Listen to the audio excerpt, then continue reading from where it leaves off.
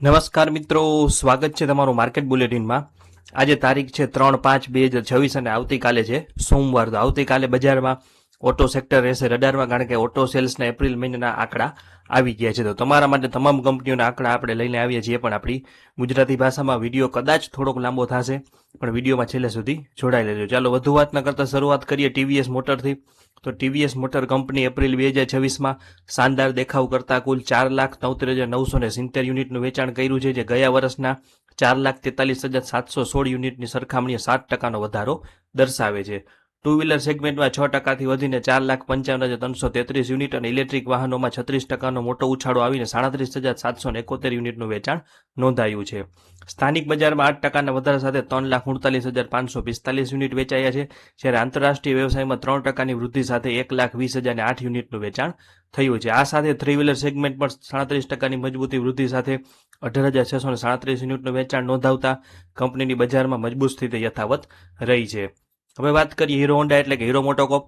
Hero મોટોકોર્પ દ્વારા April 2026માં ઉત્સાહજનક પ્રદર્શન કરતા કુલ 5,66,086 યુનિટનું વેચાણ નોંધાયું છે, જે ગયા વર્ષના સમાન મહિનામાં 3,05,406 યુનિટની સરખામણીએ મજબૂત વૃદ્ધિ દર્શાવે છે। સ્થાનિક રિટેલ પ્રદર્શન પણ સારું રહ્યું છે, જેમાં 5,52,713 જેટલા વાહન રજીસ્ટ્રેશન સાથે આશરે 8%નો વધારો જોવા મળ્યો છે અને કંપનીના આઈસી સેગમેન્ટ કોવિડ પછીના સમયગાળામાં એપ્રિલ મહિનાનું સૌથી વધુ વેચાણ નોંધાવ્યું છે, જેમાં વાર્ષિક ધોરણે 83%નો જબરદસ્ત વધારો થયો છે। આ સાથે વિડા ઇલેક્ટ્રિક વ્હીકલ સેગમેન્ટે પણ 129%ની મજબૂત વૃદ્ધિ જાળવી રાખી છે અને ગ્લોબલ બિઝનેસમાં 33,653 યુનિટની નિકાસ નોંધાઈ છે। કંપનીએ ચેનલ નેટવર્કનો વિસ્તાર કરીને 70 નવા ટચ પોઈન્ટ ઉમેર્યા છે, જેથી પ્રીમિયમ આઉટલેટની કુલ સંખ્યા 132 થઈ ગઈ છે અને દક્ષિણ અમેરિકામાં પોતાની હાજરી મજબૂત કરવા એક્વાડોરમાં નવી ભાગીદારી કરી છે।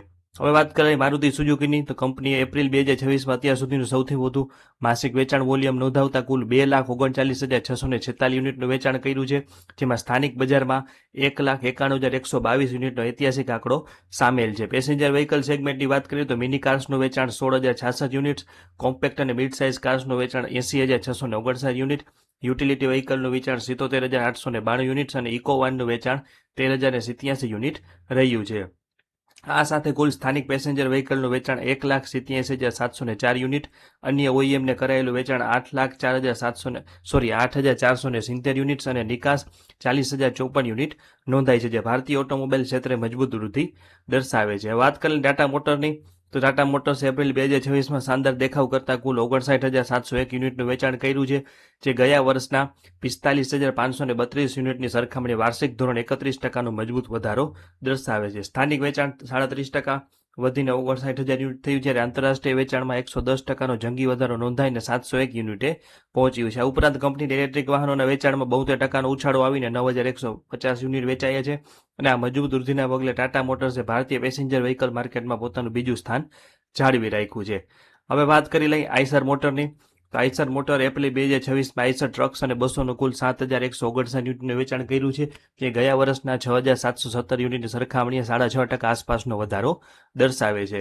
સ્થાનિક બજારમાં 8.6%ની વૃદ્ધિ સાથે 6,797 યુનિટનું વેચાણ થયું છે, જેમાં એસવી/એલએમડી એટલે કે લોંગ એલએમડી ટ્રક્સ 17.9% વધી 3,243 યુનિટ અને એચડી ટ્રક્સ 14.9% વધીને 1,516 યુનિટ રહ્યા છે। જોકે નિકાસમાં 21%નો ઘટાડો નોંધાયો છે, પરંતુ કુલ વોલ્વો ટ્રક્સ અને બસનું વેચાણ 23%ના વધારા સાથે 159 યુનિટે રહ્યું છે। આ તમામ આંકડાઓ સાથે એપ્રિલ 2026માં કુલ વીઈસીવીનું વેચાણ 6.9%ની વૃદ્ધિ સાથે 7,318 યુનિટ નોંધાયું છે। વાત કરી ટાટા મોટર કોમર્શિયલની।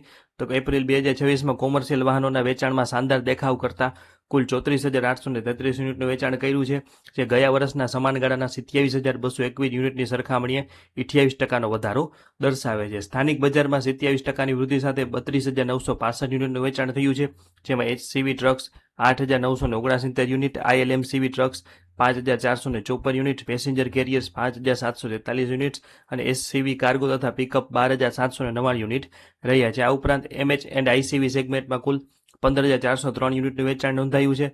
આંતરરાષ્ટ્રીય વેચાણમાં પણ 28%નો વધારો થઈ અને 1,868 યુનિટનું વેચાણ થયું છે, જે કોમર્શિયલ વાહન ક્ષેત્રે ટાટા મોટર્સની અગ્રણી અને મજબૂત સ્થિતિ દર્શાવે છે। હવે વાત કરી લઈએ અતુલ ઓટો લિમિટેડ કંપનીએ 2026 એપ્રિલ 2026માં શાનદાર દેખાવ કરતા કુલ 3001 યુનિટનું વેચાણ કર્યું છે, જે વાર્ષિક ધોરણે 73% મજબૂત વધારો દર્શાવે છે. સ્થાનિક બજારમાં 73.65% વધારા સાથે કુલ 2478 યુનિટનું વેચાણ થયું છે, જેમાં 3 વ્હીલ આઈસી એન્જિનનું વેચાણ 98.56% વધીને 1751 યુનિટ, ઇલેક્ટ્રિક વાહનોનું વેચાણ 30% વધીને 687 યુનિટ રહ્યું છે. આ ઉપરાંત સ્થાનિક અને નિકાસ મળીને કુલ 3 વ્હીલ આઈસી એન્જિનનું વેચાણ 2314 યુનિટ અને ઈવીનું વેચાણ 687 યુનિટ નોંધાયું છે. કંપની બજારમાં સતત વધી રહેલી મજબૂતી દર્શાવે છે.